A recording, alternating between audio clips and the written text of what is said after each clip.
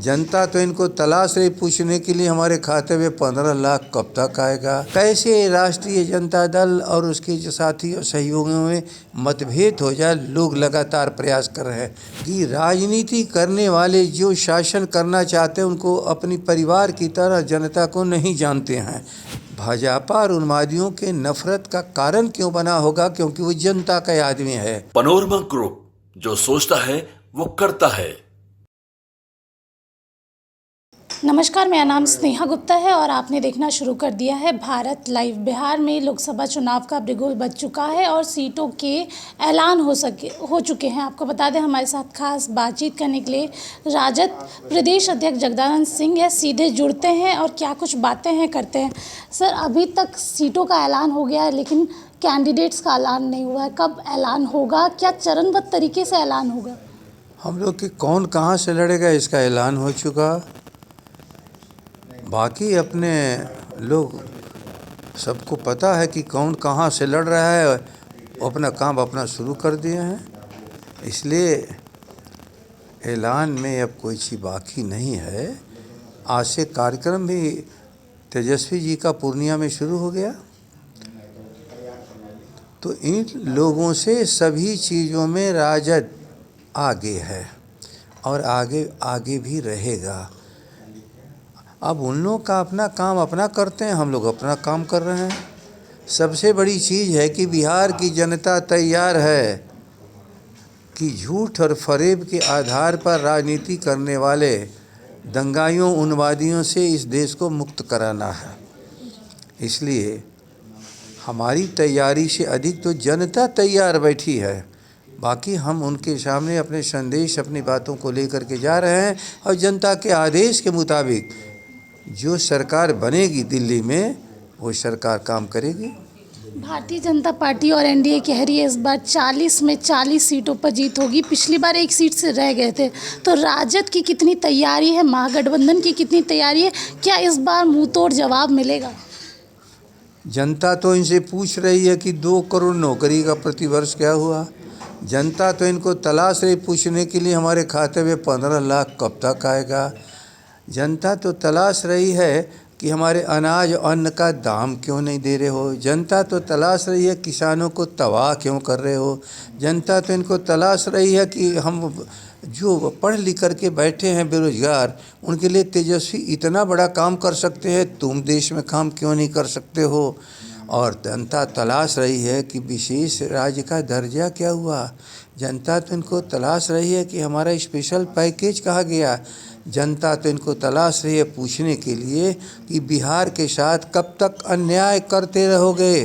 बिहार की जनता इनको तलाश रही है ये जानने के लिए कि बिहार कब तक राष्ट्रीय पैमाने पर अन्य राज्यों के समानांतर उनकी अर्थव्यवस्था हो पाएगी।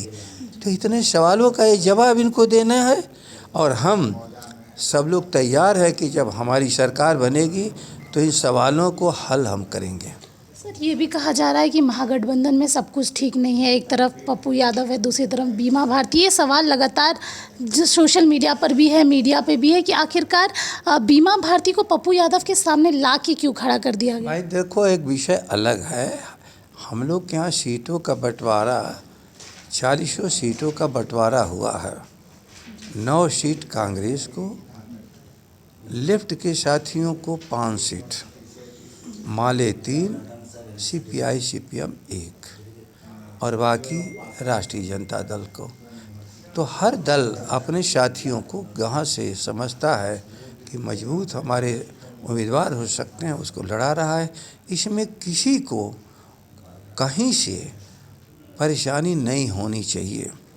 यदि उस 9 सीट पर हम कहीं पर जा कर के अड़चन डालें तो दोष हमारा, और बाकी जो 26 सीटें हैं इस पर कोई अड़चन नहीं डाल रहा है।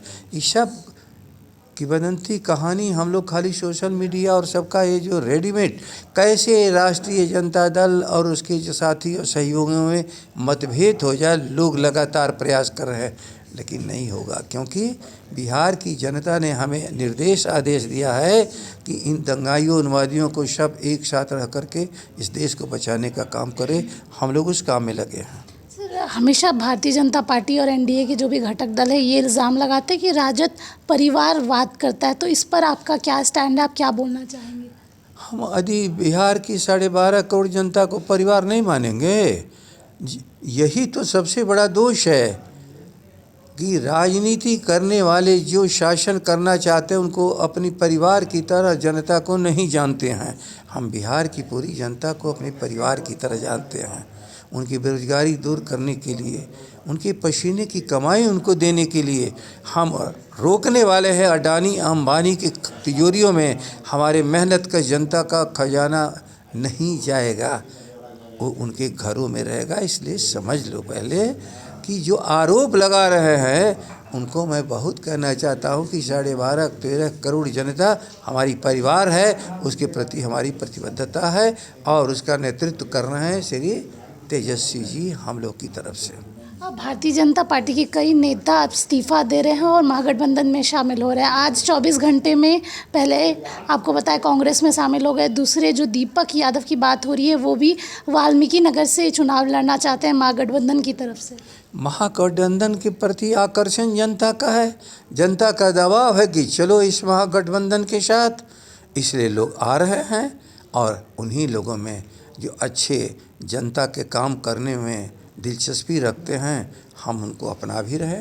तो सर आप ये कहना चाहते हैं कि अगर कोई महागठबंधन में आना चाहे और जनता की सेवा करना चाहे भारतीय जनता पार्टी से या फिर एनडीए की किसी भी घटक दल से, तो उसका स्वागत होगा राजद में? निश्चित रूप से जनता के लिए जो मजबूती से खड़ा है और चूँकि वह वहाँ से भाजपा और उन्मादियों के नफ़रत का कारण क्यों बना होगा, क्योंकि वो जनता का आदमी है।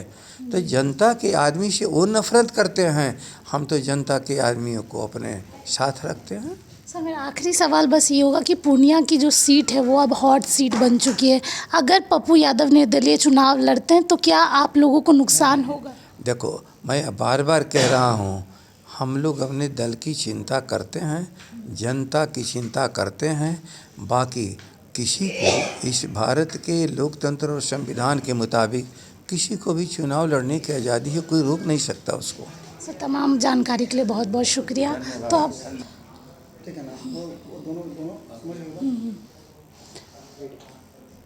2020 में सर तेजस्वी यादव ने ट्रेंड चेंज कर दिया था, रोज़गार के मुद्दे पे आपको बताए चुनाव लड़े थे, लेकिन भारतीय जनता पार्टी कहीं ना कहीं सिर्फ वादे करते आई है।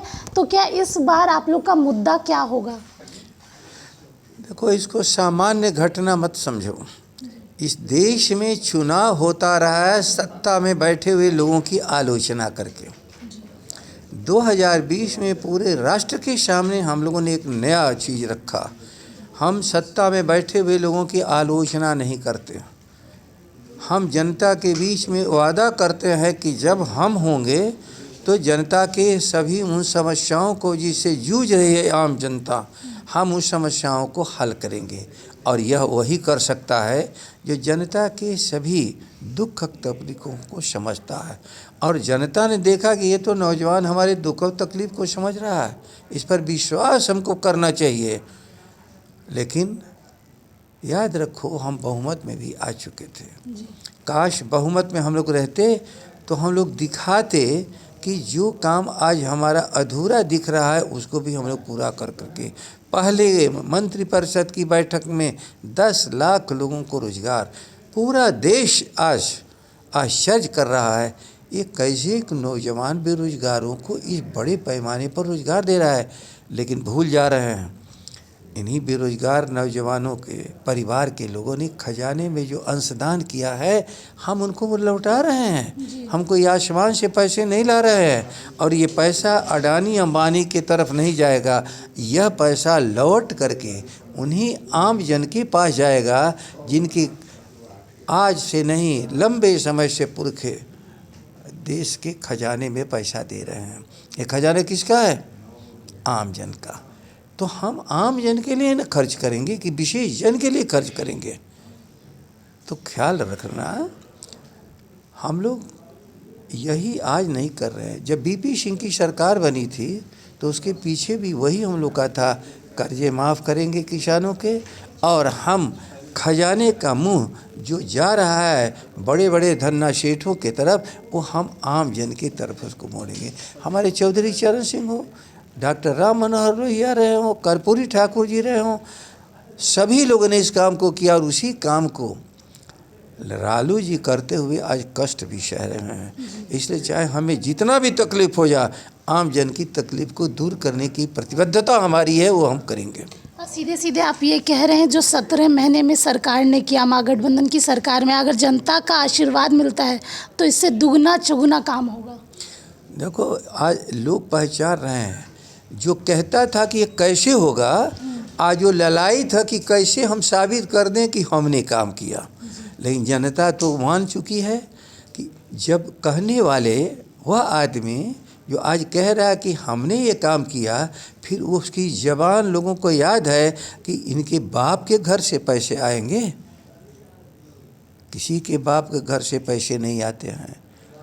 हम लोग की तिजोरियों में जनता के गाढ़ी पसीने की कमाई है, उनकी कमाई को उनके पास हम लौटा देंगे, उनकी संतानों को काम देंगे, उनके तन मेहनत कश जो भी फसल होती है उसका हम उसका दाम देंगे, उनके खेतों को पानी देंगे कि और उपज हो सके, और बीमार होने पर उनकी दवाई कराएंगे। याद रखो, हम लोगों ने कोई नई बात नहीं किया, पीड़ा को समझा तेजस्वी जी ने, उसी पीड़ा को अपनी नीतियों में ढाला और नीतियों का परिणाम भी जितनी ही ताकत थी उसने परिणाम दे करके लोगों के सामने रखा। तो देखिए जिस तरीके से चुनावी बिगुल बच चुका है, उसके बाद लगातार सब कोई चुनाव प्रचार प्रसार में निकले हैं, लेकिन आपको बता दें इस बार जनता का मुद्दा रोज़गार होगा। जिस तरीके से बेरोज़गारी बढ़ते जा रही है, उस बीच अगर आप महागठबंधन की सरकार को मौका देते हैं तो शायद आपके बच्चे पलायन नहीं करेंगे और उनको रोज़गार बिहार में ही मिलेगा। अब देखना होगा कि 40 सीटों पर महागठबंधन कितनी सीटों पर जीत हासिल करती है। तमाम बने रहिए भारत लाइव के साथ। बहरहाल मेरा नाम स्नेहा गुप्ता है, धन्यवाद। पनोरमा ग्रुप, जो सोचता है वो करता है। अगर ये वीडियो पसंद आई और वह बिहार के राजनीति और बिहारियत से सरोकार रखेनी तो सब्सक्राइब बटन दबा के चैनल के सब्सक्राइब कर ली। ओजे एगो घंटी बा, ओकरा बटन दबा देला से कुल सटीक और मारक खबर रुआ मुफ्त में मिल जाई। अगर रुआ पत्रकारिता के हमनी के नया प्रयोग में सहयोग कर चाहतानी तो ज्वाइन बटन दबा दी। पेटीएम नंबर नोट कर ली 9386816700। धन्यवाद।